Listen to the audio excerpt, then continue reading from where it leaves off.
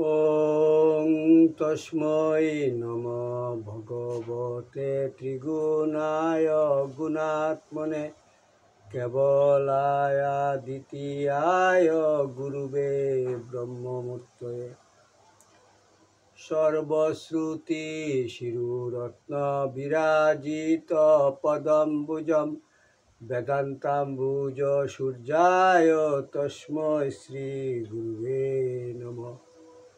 মুকং করোতি বাচালং পঙ্গুং লঙ্ঘয়তে গিরিম যৎকৃপা তমহং বন্দে পরমানন্দ মাধবম। জয় গুরু, জয় গুরু, জয় গুরু।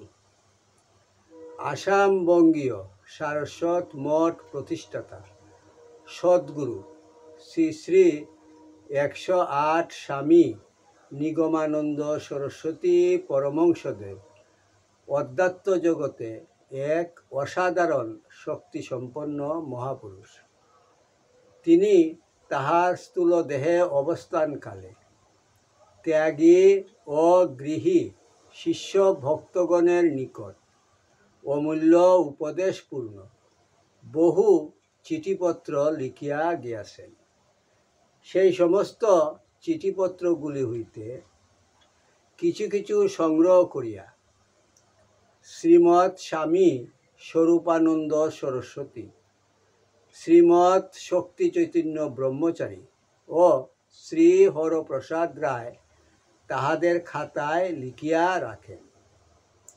শিষ্য ভক্তগণের মধ্যে সেই অমূল্য উপদেশপূর্ণ বাণীগুলি প্রচার উদ্দেশ্যে শ্রী হরপ্রসাদ রায় কর্তৃক ঠাকুরের সিটি নামে উত্তর বাংলা সারস্বত আশ্রম বগুড়া হইতে প্রকাশিত হয়।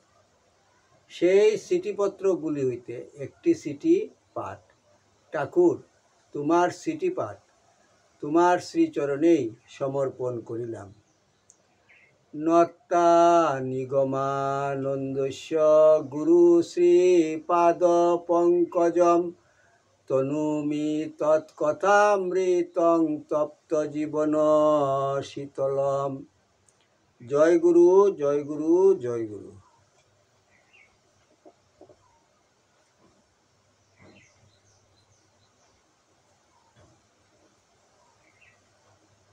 ঠাকুরের চিঠি 148। শান্তি আশ্রম 25/11/1312 বঙ্গাব্দ। কল্যাণ বরেষু পরম সুভাষিসাং রাসয় সন্তু নিত্যম। তোমার পত্র পাইয়াছি। আমি জানি ভগবানের করুণা তোমাদের উপর অপার। তার দয়া সাংসারিক হিসাবে মাপ করিও না। স্ত্রী পুত্র বা বিষয় বিভবের সঙ্গে তার দয়ার সম্বন্ধ নাই। পালনকর্তা বিষ্ণুর দয়াই সংসারে বিচার্য, আর ভগবানের দয়া বুদ্ধিতে প্রকাশিত হয়। আত্মচরিত্রে তার দয়ার প্রমাণ পাওয়া যায়। সে দয়া তোমার উপর আছে। বাণলিঙ্গ যন্ত্র বিশেষ, সুতরাং সমস্ত দেবতারই তাহাতে পূজা হয়। তুমি অগ্রে শিব পূজা করিয়া পরে ইষ্ট দেবতার পূজা করিতে পারো।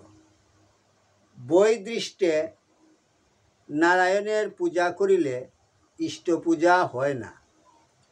মন্ত্র অনুযায়ী পূজা ভিন্ন ভিন্ন।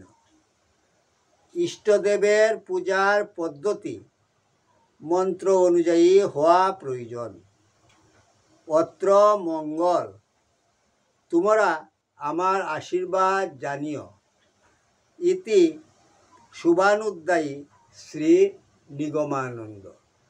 ওং যদস্করং পরিভ্রষ্টং মাত্রাহীনং চ যদ্ভবেৎ তৎসর্বং ক্ষমতাং দেব প্রসীদ পরমেশ্বর।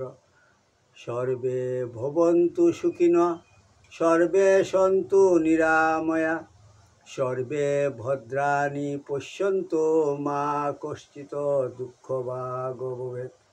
ওম শান্তি শান্তি শান্তি। হরি ওম তৎসৎ।